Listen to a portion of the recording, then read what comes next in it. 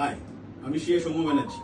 আজকে আমরা যে টপিকের উপর কথা বলবো সেটি হলো GST on hotels and restaurant. 56 অ্যামেন্ডমেন্টের পর 22 সেপ্টেম্বর থেকে হোটেলে যে অ্যামেন্ডমেন্ট গুলো হয়েছে সেটি হচ্ছে যে কোনো হোটেলের রুম রেন্ট যদি আপ টু 7,500 হয়, 7,500 টাকা ওপর রুমের উপরে আগে প্রিভিয়াসলি জিএসটি ছিল 12% with input tax credit, but now 22 September থেকে সেটি হচ্ছে GST 5% but no input tax credit. মানে 7,500 টাকা ওপর রুম রেন্টের উপর জিএসটি চার্জ হবে 5%। কাস্টমার 5%ই পে করবে, বাট হোটেলিয়ার তার যা সার্ভিস, টয়লেটারিজ, হাউসকিপিং ইকুইপমেন্টস, এগুলোর উপর কোনো ইনপুট অ্যাডজাস্টমেন্ট হবে না। তাহলে কিন্তু রুম রেন্টটা সেভাবেই রিভাইজ করতে হবে। ফার্স্ট। সেকেন্ড হচ্ছে 7,500 টাকার ওপর যে রুম রেন্ট আছে হোটেলের, সেটার উপর জিএসটি চার্জ হবে 18% with input tax credit. Previously এটা ছিল 28%।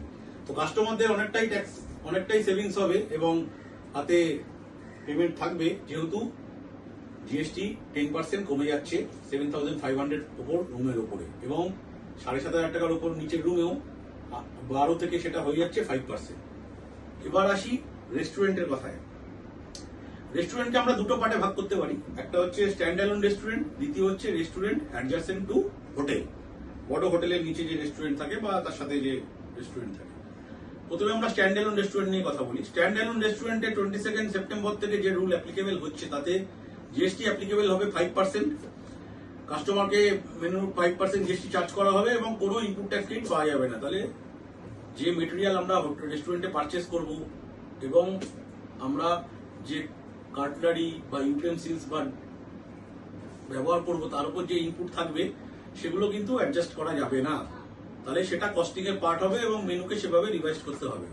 এবার আসি হোটেল অ্যাডজাসেন্ট টু রেস্টুরেন্ট। বড় বড় হোটেলে যে রেস্টুরেন্ট থাকে তারাও কিন্তু 5% জিএসটি চার্জ করবে এবং উইদাউট ইনপুট ট্যাক্স ক্রেডিট, কোনো ইনপুট ট্যাক্স ক্রেডিট অ্যাডজাস্ট করা হবে না। বাট ভেরি ইম্পর্টেন্ট যে পয়েন্টটা সেটা হচ্ছে প্রিভিয়াস ইয়ারে কোনো হোটেল যদি তার একটিও রুম 7,500 টাকার উপর রান করে থাকে তাহলে কিন্তু তাকে জিএসটি 18% চার্জ করতে হবে।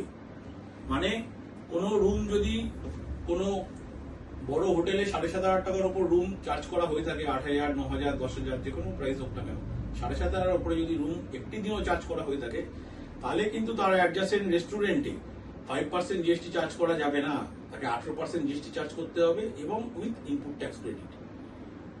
পরে ডিপার্টমেন্ট এবং সার্চ সার্ভে বা ইন্সপেকশনে এসে যদি পায় যে কোনো রুম 7,500 টাকার উপর আছে, তাহলে কিন্তু তারা 5% রেস্টুরেন্টের জায়গায় 18% জিএসটি, রেস্টুরেন্টে 5% জিএসটির জায়গায় 18% জিএসটি, মানে 13% গ্যাপ চালাবে। এবং এটি কিন্তু এখন লিটিগেশন এবং প্রচুর অ্যাডজুডিকেশন চলছে এই এসটির উপরে। এই ধরনের আপডেট পেতে আমাদের চ্যানেলটিকে লাইক করুন এবং যদি আমাদের টপিক আপনাদের ভালো লেগে থাকে তাহলে আমাদের চ্যানেলটিকে সাবস্ক্রাইব করুন।